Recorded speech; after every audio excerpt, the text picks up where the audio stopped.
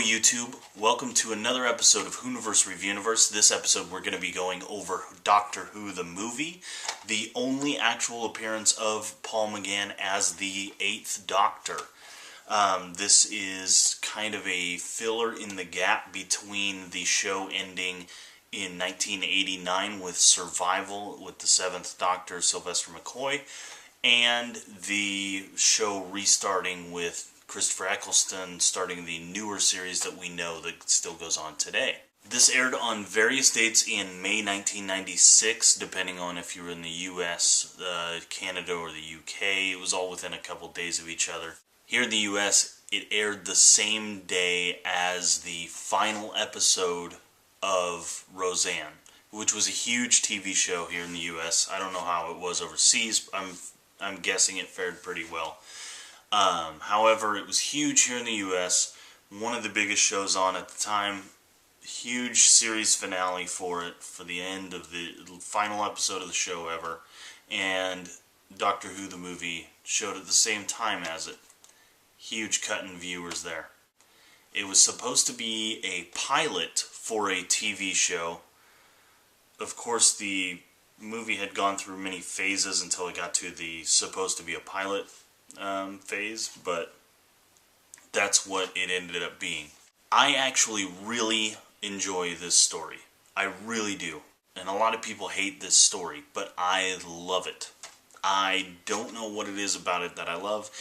I like the 8th Doctor, who, by the way, is not my least favorite Doctor. Even though he has less than an hour on screen time, he's still not my least favorite Doctor. I really do think Paul McGann does a great job at playing the Doctor in his own way, not a rip-off of any other Doctor in my eyes. And I think that this is a pretty okay story. Now, the story is probably the weakest interaction that the Doctor ever has with the Master that I can think of at the time. Okay, I had my other camera died in the middle of the recording, so this is going to be done on 2 different cameras. Sorry about that. Anyway, so basically the Doctor, the 7th Doctor, it actually has Sylvester McCoy as a kind of a cameo.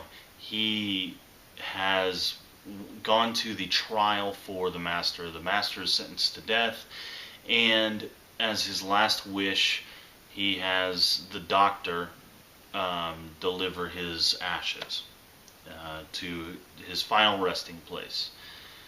However, TARDIS gets shaken up. The Doctor notices that the container that has the ashes in it has been cracked, and adventure ensues.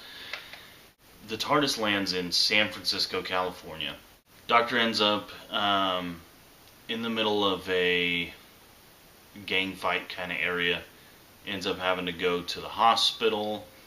They try to work on his heart, and while he's in surgery, the Doctor notices he has 2 hearts. It shows it on the X-ray.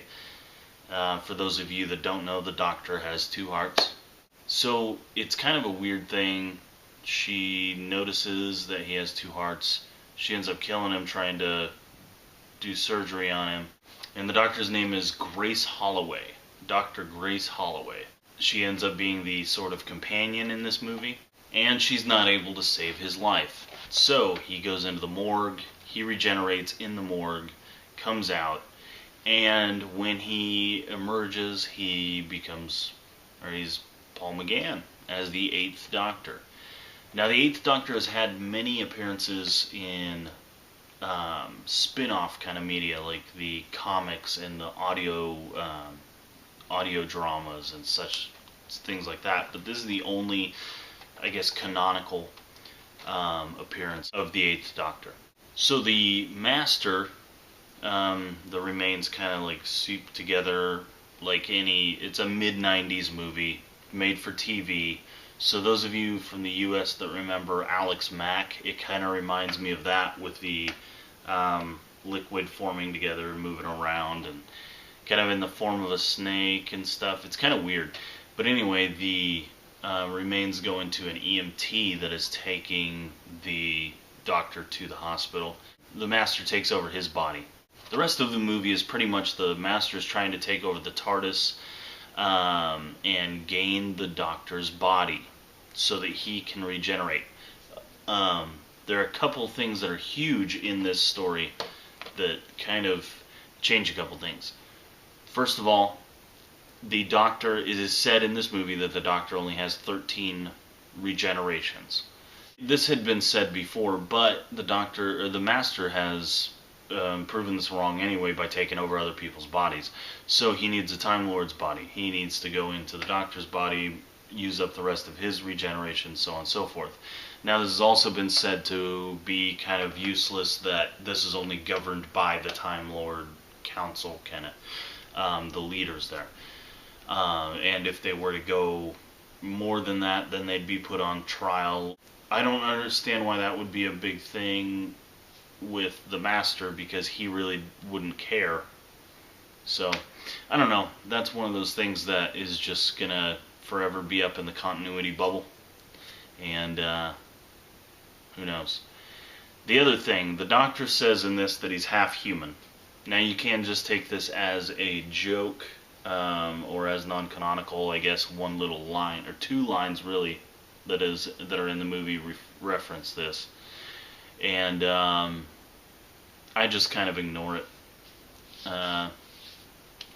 This was supposed to turn into a series, so there are a lot of things in the movie that kind of actually lead into something, or maybe kind of foreshadow a storyline, maybe if it were to take off into a series, but it never did. And actually there are, from the special features on this DVD, there are many things that I would have loved to have seen, but I don't think it would have been done right. And I'm kind of glad it never got picked up as a series. I mean, we are where we are now because it didn't get picked up as a series. It would have been a completely different Doctor Who world now. If you picture, because this was made by Fox, really, Fox with the rights from BBC. And if you can imagine how bad Fox would have butchered this. Think of what Fox does to sci-fi. If you've ever seen the season-long Firefly, or if you've ever seen Dark Angel, you will know how badly Fox hates you if you like sci-fi. As far as DVD extras, this thing is loaded with DVD extras, and I actually started out on the second disc, which I'll go over first. I'll go over in the order I watched it, because I was kind of let down a little bit at the first. I watched the second disc of extras first, but this has so many extras. It has extras on the disc with the movie. The movie is 86 minutes long. The second disc alone in special features has 114 minutes worth. So just to give you a little idea there, it's kind of weird the way it's set up. When you go into the menu, it says production, pre-production, production, special features, and then subtitles or something. But the pre-production and production, it's listed on the back of the DVD case as electronic press kit. It's really some screen test kind of stuff, some special feature like test out reels and stuff like that. A screen test with Paul McGann. There's about a little 5-minute behind the scenes kind of, not really a behind the scenes featurette, but a behind the scenes kind of like little 5-minute thing. It's not really much. There's also a little like 2-minute tour of the TARDIS showing the TARDIS. Now in this movie the TARDIS is extensive. This was the first time you saw a huge portion of the TARDIS that was kind of alluded to in the classic series. They've kind of built on this, especially there was one episode with the Doctor, with the 11th Doctor, that they really went into this, where show how big the TARDIS actually is on the inside. There are also some little things like alternate takes. There's about a minute of that. There's a little bit where it's BBC trailers. It's just some commercials for the upcoming TV movie. Then there's the 11-minute Tomorrow's Times episode, which is really good. It shows a lot of the press. Every single one of these episodes shows the press's reaction toward each Doctor. Well, this is the only chance they have to put a Tomorrow's Times for the 8th Doctor. And it was very mixed. It kind of shows like a kind of apathetic view. from a lot of the media, and then a hopeful for non-fans, but kind of a disdain for fans, saying the fans will just blow it off and they'll find something to hate about it. There are a lot of things like that.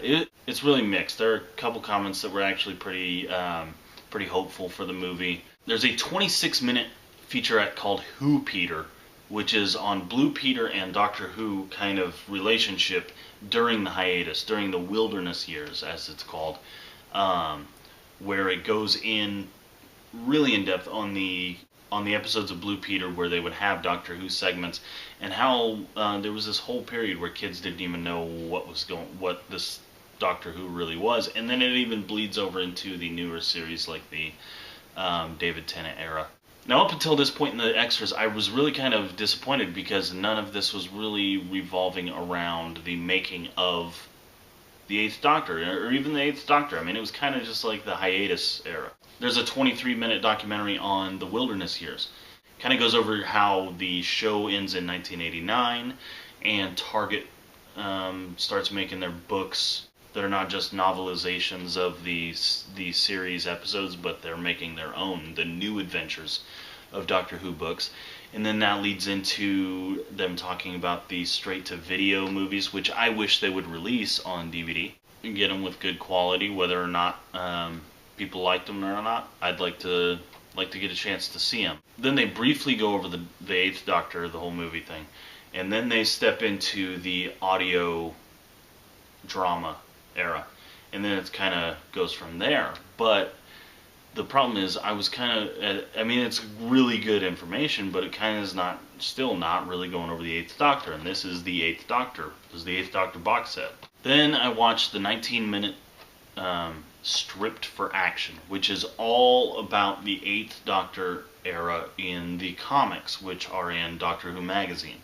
And this actually was just about the Eighth Doctor, and very, very detailed on that era. It's a good one, but I would really suggest this only for people that are interested in the comic. But if you're not interested in the comics or some of the spin-off stuff, you'd probably want to skip that. It's really in-depth. So then after this, I was kind of on the documentary part of it, or on the special features part of it, rather, because it's not really hitting on the Eighth Doctor that much. I mean, the comic book one did, but the rest of it's just kind of the hiatus period, the wilderness years. Then I popped in the first disc and checked out the special features on that. This really surprised me. There's a documentary called The 7-Year Hitch that is almost an hour long. Now, the movie's only 84 minutes. Now, this documentary's almost an hour long, 54 minutes long, of the making of this movie. Then there's about 17-minute little video called The Doctor's Strange Love, and that's these three fans that are talking about how they actually started to actually like the movie from their first kind of skeptical views, I guess, and parts that they liked about it, parts they didn't. It's kind of a discussion between the three of them. But back to the hour-long The Doctor's Strange Love. If you don't like the movie and you watch this, it will at least help you appreciate the crap out of this thing. It actually shows how hard they worked on it, shows how many times they got shot down, and how hard they actually really tried to get this going. Really informative, and I thought it was really enjoyable.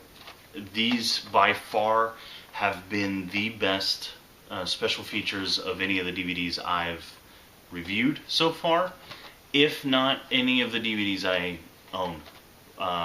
As far as Doctor Who, this has got to be the most worth it for the special features. This is one I'm going to say, if you're going to get a small Doctor Who collection, I would recommend this be in it.